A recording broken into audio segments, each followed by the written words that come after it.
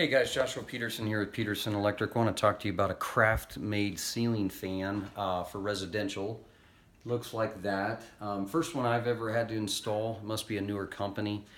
Used to Minka, Casablanca, Hampton Bay, Hunter, many Fanimations, a lot of those different types, Haiku. But this one is a little bit interesting. I have dealt with these remotes in the past as far as just RF and straight up to the fan, and then you just get power to the fan. Some of them do require a 110 actually down below in order to talk to the remote as well, and that would be Minka. There are others that just have a battery that are just a 12 volt little battery inside of there, like that, and then they don't have any wires at all for an in and out, and you just cut in a box anywhere in your wall, and you basically just put it next to the bed, and it just has a battery, and the battery dies, you change it. This was a little different.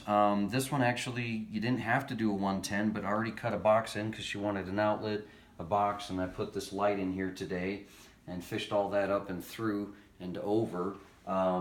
This one right here was interesting because you actually couldn't figure out if you had to cut off these wires or not. The instructions did not say cut the wires off if you're going to use it that way, because basically this one could have been cut in over there, but it would have had to have 110 power to this for it to work. I'm not sure how that would work with a switch leg in and out like that one. I guess you could have just cut it in, and we definitely could have just mounted it in a box on the wall, and if they said I don't want a remote so the kids don't lose it. So again, you have to cut those off. You have to get this 110 wired, and when you do all that, the other thing is that when you go to reverse, you got to have it in low to hit reverse. You can't just hit reverse and then low or medium or high. It's got to start spinning and then hit reverse to change. It does have a simple disconnect switch here to turn it on and off if you're not going to use it.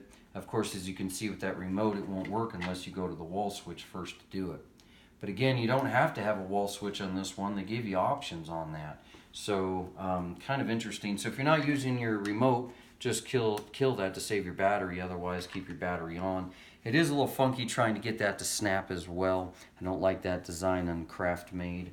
Other than that, awkward directions, not good. Took me a little bit of time. I had to call the company and talk to them, or the lighting store, and they talk to them and just tell us a little bit of key hints here. Other thing to keep in mind is that these things are not rated to have just LED popped in. You have to be the right type of bulb as well. These are an Edison based design. All right guys, thanks for joining us. Hopefully I help you out. Bye.